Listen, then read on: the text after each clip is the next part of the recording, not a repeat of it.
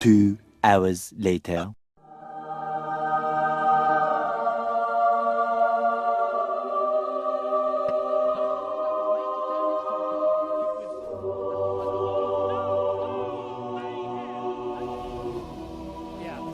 ...2023 should be the year that you play sport mode in Gran Turismo 7. Ramming is a lot less common than you may think, and you are good enough to play sport mode. Anybody is good enough to play sport mode. In this video, I'm going to give you the ultimate guide to sport mode. I'm going to give you tips on how to keep your safety rating high, how to improve your DR, how to drive in a way to avoid any incidents out on the racetrack, and most of all, how to enjoy multiplayer. This is the beauty of multiplayer. As I showed you earlier on in those real life motorsport clips, anything can happen, absolutely anything. No race is the same as the last one, and they're all so exciting. To unlock sport mode in Gran Turismo 7, you must acquire the National B license. It's not too difficult, and you must also complete menu book number 9, and it's at Tokyo Expressway. It's pretty simple. You should be able to do that without any trouble at all. Stick it on easy if you're having any difficulty. After you've done that, go back to see Luca at the cafe, and sport mode and general multiplayer will be unlocked for you. Now let's take a look from the main menu, the world map. Go over to the right hand side. Top right hand side is sport mode. Click into that menu and you get presented with all of the sport mode options. You have daily races, online time trial, Nations Cup and Manufacturers Cup. The very top ribbon of this menu shows your username, your name, your nationality. This is my American account, your current DR progress and your DR letter, which I'm a brand new E-rated driver at the moment. Your safety rating as a B safety rating. And this is the number of races, number of wins, and the number of top 5s you've achieved in sport mode. And then these medals relate to the online time trial. Moving down a little bit, we've got a few menu options here. I'd highly recommend watching the racing etiquette video. It's a bit cheesy, but it raises some very interesting points, and if you consider these when you're racing online, you're going to have a whole lot more fun than if you just go in blind. But for now, we're going to go back to the daily races menu, and although it's daily races, it changes every week. Every Monday it will change. So you have daily race A, daily race B, daily race C. Daily race A and B are normally a little bit shorter, normally less than 10 minutes in length, and daily race C is much longer, just about 20 minutes in length, and sometimes involves some strategy. Daily race A often disables DR and SR updates, so it doesn't matter if you spin off, have bad results, your DR and SR won't be affected when doing daily race A. If you choose daily race A, you get to see the settings for the race. You can scroll up and down to see what the fuel usage is, what the tyre usage is, and then you can also choose to enter with your own car. On this account right now, I don't have the required car for it, but it's not a problem. We can back out a little bit and we can go and rent a car for the event. This was a new feature added after launch of Gran Turismo 7, and now you can go and rent a car to go and use in this race. Once you choose to enter the race, then you get presented with the car choices. If there's multiple cars to choose, you can choose those or choose from the default colour schemes available. I'm going to come back to that in a little bit more detail later on in the video. But for now, we're also going to explore the online time trial. This is where you can earn money, earn good credits from Gran Turismo 7 sport mode. Every 2 weeks, this changes. If you get within a certain percentage of the fastest time in the world, you get a huge payout, 2 million credits often. I made a video on that, so I'll link that at the end of this video. That is a good way to make money in Gran Turismo 7. At the bottom of the sport mode menu, we have Nations Cup and Manufacturers Cup and any other special events. I'll cover those in a separate video. There's a lot of detail involved there, but that's the Gran Turismo World Series Esports Championships, and it's an extension of sport mode. Make sure you subscribe to the channel for when I launch that video. Back into the daily races menu, and you'll see the start times for each of the races. Daily race A and daily race B, they go 3 times an hour, once every 20 minutes. Daily race C goes twice every hour, once on the hour and once at half past the hour, so 30 minutes between those races. You can queue up for these races up to 15 minutes before the allocated start time. Here we're just before the allocated start time opens. The entry period will open in 2, 1, 0. And now we have 15 minutes to join the session. You simply join the session using this tick button here. And once the timer runs out, everybody match makes into that session, and it arranges people by driver rating and also safety rating. So you can rent a car. For this one, I'm going to do a daily race B, and I'm going to choose the Porsche. And yeah, we've got 3 minutes to go. Then you're presented with this menu here. You can either sit on this menu and wait to get match made, or you can go to the online time trial to go ahead and set a qualifying time, which is going to determine the grid order. I'll explain this a little bit later in the video, but for now we're going to go straight into a race without setting a qualifying time. I wouldn't recommend this at all. Do as I say, not as I do, but I'm going to give you some tips that's going to help you to understand online racing and how you can position yourself to just avoid the crashes, avoid the rammers. The first thing I highly recommend is to use the radar view in your MFD. Scroll through it using the D-pad to get up the radar view, and it's going to give you triangles on that radar that's going to represent other drivers in the race. While we're just doing a warm-up here, you can see we've got progress before the matchmaking starts. That time is still counting down. Once the timer reaches 0, you then get thrown into the match made room. Now this is all skill-based matchmaking, so don't worry about being good or bad. Your very first race, or your very first 5 races in Gran Turismo 7 sport mode, it could be a bit chaotic, but over time your driver level will balance out and you'll get match made with drivers of equal ability. First of all, the matchmaking gets done based on your safety rating, so it's important to keep your safety rating high to make sure you are not put in with all the rammers. And then as you progress forwards, your driver rating will then determine how you start and what people you race. Now we're in the pre-race lobby here. You can choose to go out for a warm-up, but it doesn't really give you much time. I don't really think it's particularly useful, but it's good just to get a bit of a feel for the car. And potentially you might get a snapshot of how other drivers are behaving already. So we can see, just as some drivers come out the pits, a bit of ghosting happens. When you're very new to sport mode, the ghosting can be quite aggressive, which is great because it allows you to drive through cars that are less experienced or are having a crash, or God knows what's happening. The ghosting actually works really well. So the warm-up mode, just get a feel for the car, the way the car drives, get yourself dialed in and get yourself ready for your race. The warm-up complete message blocked my vision, so I punted someone already. Luckily, no penalties transfer over into the race, so it's literally just a way to get yourself warmed up. Then you get to this splash screen, and then the intro. You're going to run through the grid order for the race. It gives you an idea of what qualifying times people are set, to give you an idea of how likely or how fast they're likely to be in the race, their driver ratings. Keep an eye on this stuff, build a mental picture of who you need to look out for. While the auto drive formation animation is going, you've still got access to change your MFD. Again, flick through it to make sure you have it on radar mode. On the second countdown, you'll switch to the view that you last drove with.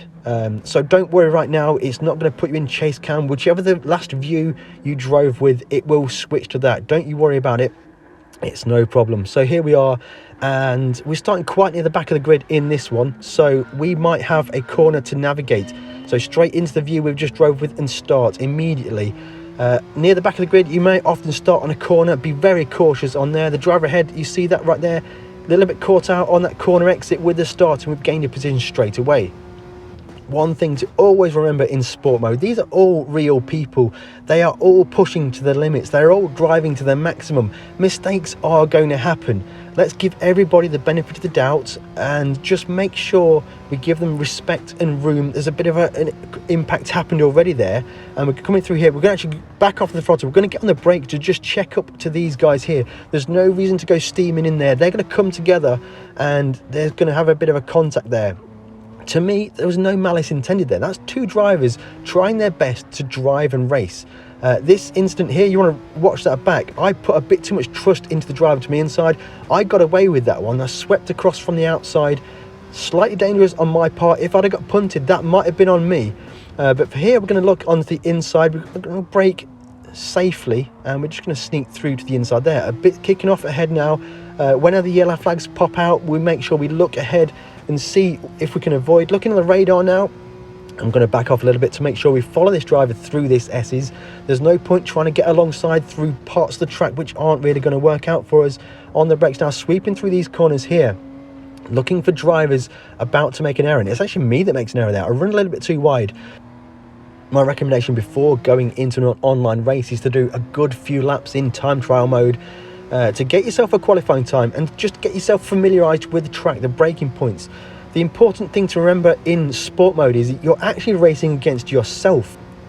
You need to learn your braking points, learn your turning points, learn your apex speeds, learn how you can drive your car consistently without making errors, and you will progress really quickly in sport mode, because honestly, everybody's battling everybody else. But what you need to do is drive defensively to avoid mistakes, avoid contact, and race your own race. Everyone else is going to fly off the track. The heat of the moment in these races is just going to really make people push beyond their own limits. They're going to make mistakes, they're going to crash, and we're going to do our best to avoid those crashes and work through the field when other drivers are making mistakes. To gain DR in Gran Turismo 7 sport mode, it doesn't matter where you qualify, it doesn't matter how many cars you pass, it doesn't matter if you do a 360 no scope triple overtake at the final corner of the race. None of that matters. The only thing that matters is your finishing position. If you finish, practically speaking, in the top half of the race, you're likely to gain DR. If you finish in the lower half of the race, you're likely to lose DR. Now, there's very complicated algorithms to sort out DR allocation and plus and minus, but if you think of that as the broadest of all, is that you gain DR by finishing in the top half and you lose DR by finishing in the bottom half. If you think about it like that, you're going to go a whole way to gaining DR really efficiently. And this is why qualifying is so important. If you can qualify first, even if you lose 2-3 places, you're still finishing in the top half of the race. You're going to gain DR doing that. If you're qualifying and starting the race in 10th or 12th position, you've got a lot of work to do to really get back into the top half of the field. So qualifying is the key to gaining DR. If you've got a pretty reasonable DR already, you're a mid-B driver or in the A ranks in your DR, and you're doing some daily races and you're starting 12th, 8th, 9th, something like that, then you need to improve your qualifying time because your qualifying time relative to the drivers that you're being match made against isn't quite good enough. I've got a whole video tips about that, to how to improve your qualifying times with using ghosts, etc. So make sure you go and check that one out at the end of this video. But yeah, basically qualify as high as you can, and you don't need to pass cars, you just need to drive laps consistently and just bag those top half finishes. Top fives are fantastic for gaining DR. If you've been paying attention to the racing that's been going on in the background while I've been rambling away, you can see that it's a little bit chaotic, but actually it's mostly quite fun. It's certainly a lot less chaotic than the real life clips I put in at the start of this video. So why be afraid of sport mode? And this, guys, this is the lowest ranked drivers in the whole of Gran Turismo 7. This is my new USA account. This is my very first race in sport mode. All of these drivers in this race are either new to sport mode or only a few races in. There's a huge skill gap between all of these different drivers, and honestly, I think everyone's out there and they're just trying to do their best. There's no malice intended by any of the contacts that I've seen. It's just people trying to race hard and fair. And this is the beauty of sport mode. If you change your mindset to be courteous, avoid impact where you can, let the drivers that are pushing too hard make the mistakes, and you can just capitalize on all of this stuff. A prime example here now, we're just closing into the leader. There is one lap to go when we cross the start finish line, and I'm positioning myself to get a great drive onto the main straight, and we do so quite nicely there. I'm in the slipstream of the driver ahead now. This is going to be the final lap of the race. Understanding yourself is important, so I'm going to go to the inside. I'm going to try and throw it down the inside, get on the brakes, and he's going to block off that move. It's quite a nice block, to be honest. His braking points were perfect, but he's got too keen on the throttle there. He's got too excited, and he's thrown away a potential win there. This is where racing your own race is so critically important. Do the time trial, do the qualifying, get yourself sorted with regard to how you drive around the track, your braking points. FYI, ghosting is always active when you're a lap down or when you are lapping a car ahead. So if you're a lap down, don't be worried about getting in anybody's way. It just automatically ghosts you. Just run your own race. And we're going to come across the line. We're going to get that win. And the driver who finished, or who had that small error, they're going to have an absolutely shocking last lap. and just drop right down the order. That's thrown away DR. They should have just bagged that second place. But there we go. We got the victory. 12 places gained. That was a demonstration of what you can do, but now I'm going to show you what you should be doing. So a new week this week, I'm going to choose Daily Race C. Daily Race C is normally a longer race. It can be a bit cleaner. It's about 20 minutes long and sometimes has strategy involved. Sometimes needs a pit stop, sometimes needs tyre choices. So what you need to do, first of all, for Daily Race C is to check the race details, scroll down to the very bottom, and there'll be some details here which tell you the requirements for the race. Now, in this one in particular, there are tyre requirements for the race. You need to use racing hard tyres and racing medium tyres during this race. So we're going to need a pit stop at some point. I'm going to hand you over to One Ball Leader Racing. Every week, One Ball Leader Racing does a great Daily Race C strategy guide, and you need to just get and check that out. It gives you a great insight, a great advantage over everybody. Also, check out the global ranking leaderboard. This gives you an idea of which of the fastest cars, the fastest drivers in the world are using at this race. So it looks like there's a lot of GTRs in here, Lancer in there as well. There's some Suzukis, a Corvette, so quite a broad variety of cars that are viable for this race. Try all those cars out in qualifying, see which one works best for you, and just get used to driving that car. If the lap time has a little video icon next to it, you can watch that replay, watch their fastest lap and see where they're gaining the time. Again, referencing my other video, I've got a video explaining how to do that. So what you need to do the qualifying time trial is not to go to enter the race. You should be choosing qualifying time trial.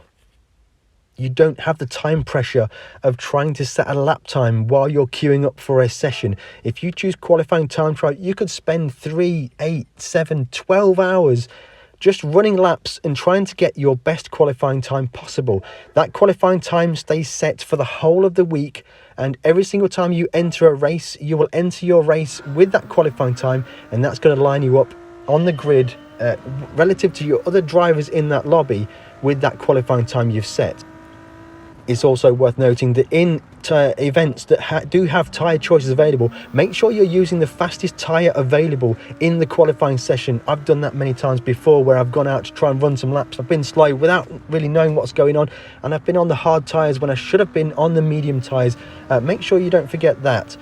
Here on screen is where your current best record is for your qualifying time. That is the time that you will enter the next race with. Run some laps, get a good qualifying time, and then that's going to give you a great chance of raising your DR in the races you take part in. Sport mode in Gran Turismo 7 is incredible. Nothing beats driving against real opponents.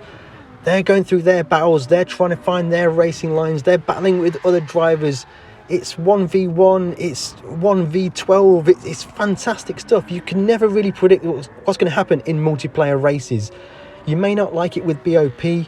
I get that setups would be nice in some races, but sometimes Daily Race A has car tuning and setups available. But with BOP, you do know that whichever car you choose is set exactly the same as the best driver in the world. You can choose the exact same car that they use. I'm going to give you 5 tips now to be successful in sport mode. Tip number 1 is respect other racers. They are other racers just like you. They're going through their own battles, their own challenges. Give them some respect. If they bump you, give them the benefit of the doubt first of all. Give them a few strikes to let them really find their way. They're trying to race, you're trying to race, you're trying to race hard, it's all good.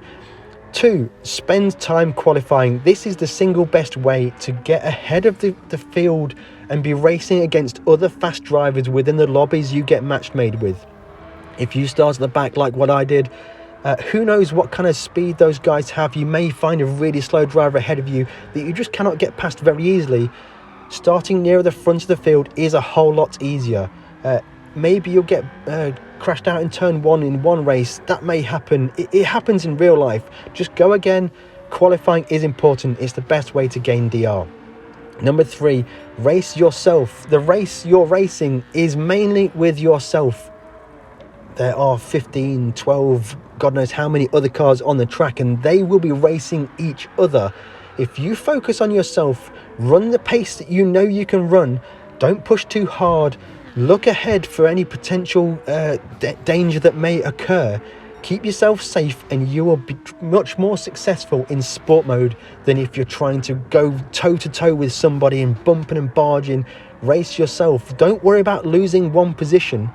Most likely that driver's going to be pushing too hard and they might just throw it off the track at the next corner or the next lap or God knows when, or throw it into another driver. Race your own race, keep yourself safe, and you will be very successful in sport mode. Tip number 4 is aim to finish in the top half of the race. That is the most likely way you'll be gaining DR. Again, my previous tip, running your own race will likely mean that you will finish in the top half of the race. Certainly when you're first starting out in sport mode, even into the Season B rank lobbies, you're going to have drivers that are going to be trying to drive beyond their capabilities and they're going to be wanting throwing it off the track. So aim to finish in the top half if you want to raise your DR. If you're not starting in the top half of the races, then go back to point number 2, I think it's point 2, and qualify. Improve your qualifying time. Starting near the front of the field massively increases the chances of finishing near the front of the field and increasing your DR. Tip number 5, remember to take a break. If things aren't going well, or if you're constantly getting match made with a driver that is ramming, then just avoid them. It's fine to take a break, go and do a Sardinia grind race or something, do something different. It's important to understand when you need to take a break. With everything in life, you can just hit a mental block and you can just hit a wall. Give yourself a half an hour break or even come back the next day. Run some laps in qualifying and I guarantee you will improve your qualifying time. Just having that break, letting your brain process what happened during that session, even overnight, your brain does magic things overnight. You will start to connect some dots, and then the next time you come on, you will feel much more comfortable in running faster lap times. If you've got this far in the video, then make sure you smash that like button and consider subscribing if you haven't already. Thank you very much for watching so far. On screen right now will be links to other videos which is going to help you to get faster in Gran Turismo 7. Thank you very much for watching, and we'll catch you in the next one.